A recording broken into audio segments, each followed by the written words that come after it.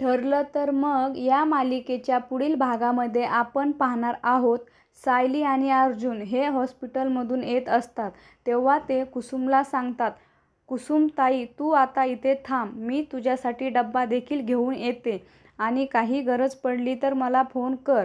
त्यानंतर आपण पाहतो घरी सायली अतिशय दुःखी असते. ते सर्वांच्या समोर बोलते, आता तर मधुभावांना त्यांचे घर मिळाले होते. एवढ्या मोठ्या घरामध्ये राहणारे मधुभाऊ हे आता एका रूममध्ये राहत असतील. त्यांना एक एक क्षण हा एका दिवसासारखा वाटत असेल. त्यावेळेस प्रताप हा बोलतो, सायली तू काही काळजी करू नको. तू जरी या घरामध्ये सासर आहे असे समजून राहत असेल तर ते तसे नाही. तुझी रूम तुझे सासर असेल, परंतु सर्व घर हे तुझे माहेरच आहे.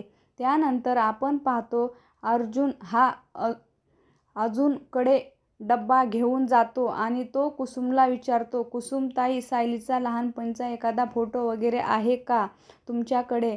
आणि तेव्हा कुसुम वाकून अर्जुनला विचारते, अर्जुन सर तुम्ही असे का विचारत आहात? आणि तेव्हा अर्जुन हा काहीच न बोलता तिथून जाऊ लागतो. तेव्हा कुसुम त्याला थांबवते आणि पुन्हा प्रश्न विचारते, अर्जुन सर आत्तापर्यंत हा प्रश्न तुम्ही मला कधीच विचारला नाही.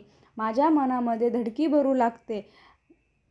नका कारण सांगत्या त्यावेळेस अर्जुन बोलतो, मला असे समजलेले आहे सायलीचे आई बाबा हे जिवंत होत आहेत. तेव्हा कुसुमला देखील खूप मोठा धक्का बसतो. आत्ता पुढे येणाऱ्या भागामध्ये अर्जुन हा सायलीच्या खऱ्या आईबाबांपर्यंत पोहोचणार का हे पाहणे अतिशय रंजक ठरणार आहे. ठरलं तर मग या मालिकेचे सर्व अपडेट्स पाहण्यासाठी आमच्या चॅनलला लाईक करा, शेअर करा आणि सबस्क्राईब करायला विसरू नका. धन्यवाद.